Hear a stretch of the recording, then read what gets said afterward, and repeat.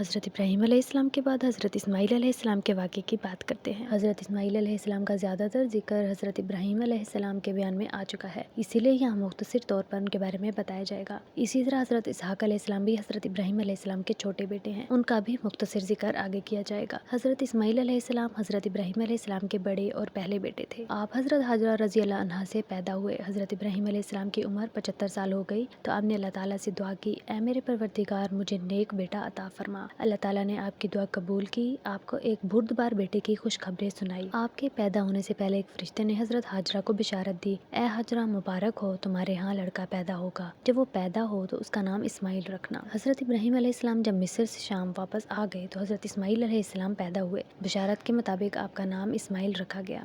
اسماعیل دو کلموں کا مجموعہ ہے، اسما اور ایل۔ عبرانی زبان میں اس کا مطلب ہے اے اللہ میری دعا سن لے۔ بعض علماء نے اطاعت گزار اور فرما بردار کے معنی بھی لکھے ہیں۔ قرآن کریم میں آپ کے بارے میں فرمایا گیا کہ اسماعیل وعدے کے سچے نبی اور رسول تھے۔ وعدے کے پکا ہونے کی صفت آپ میں بہت زیادہ موجود تھی۔ لوگوں میں آپ صادق الوعد مشہور تھے۔ ایک شخص سے آپ نے وعدہ کر لیا کہ جب تک تم آؤ گے میں یہیں تمہارا انتظار کروں گا۔ وہ شخص 3 دن تک نہ آیا، اس کے بعد آیا تو آپ اسی جگہ اس کا انتظار کر رہے تھے۔ آپ میں یہ وصف ایک تو اس لیے تھا کہ آپ اللہ کے رسول اور نبی تھے، دوسرا اس لیے بھی تھا کہ حضرت صلی اللہ علیہ وآلہ وسلم کو آپ ہی کی آل سے پیدا ہونا تھا۔ صحیح مسلم کی روایت ہے، ابراہیم کی اولاد میں سے اللہ تعالیٰ نے اسماعیل کو چن لیا ہے۔ حضرت اسماعیل علیہ السلام حجاز عرب کے پیغمبر ہیں۔ ہمارے پیغمبر صلی اللہ علیہ وآلہ وسلم کے جد اعلیٰ ہیں۔ آپ کو ابراہیمی شریعت دے کر بنی جرہم کی طرف بھیجا گیا۔ آپ وعدے کے بہت پکے تھے۔ اسلام میں وعدہ پورا کرنے کی بہت تاکید آئی ہے۔ اللہ تعالیٰ فرماتے ہیں، پورا کرو عہد کو، بے شک عہد کی پوچھ ہوگی۔ علماء نے لکھا ہے اس عہد میں سب طرح کے عہد داخل ہیں، خواہ اللہ سے عہد کیا جائے یا بندوں سے،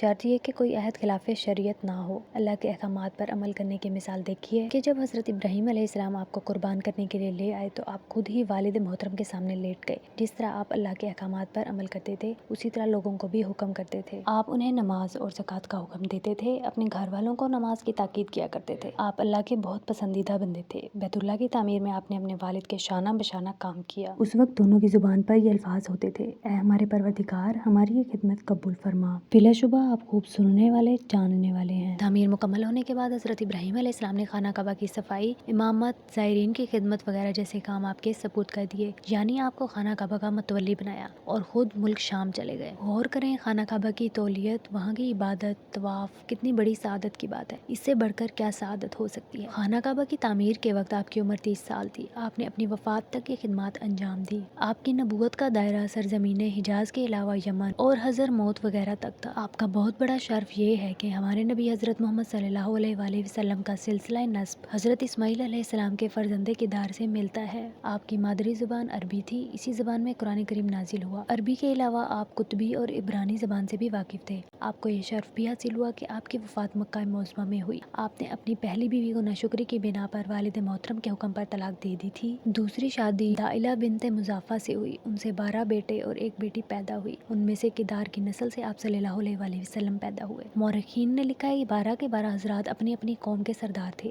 ہر ایک نے اپنی جگہ الگ الگ بستیاں بسائیں۔ ان سب کی اولاد اس قدر بڑھی کہ حجاز سے نکل کر شام، عراق اور یمن میں پھیل گئی۔ آپ نے 137 سال کی عمر میں وفات پائی۔ آپ کو اپنی والدہ حضرت حاجرہ رضی اللہ عنہا کے پہلو میں کعبۃ اللہ کے صحن میں دفن کیا گیا۔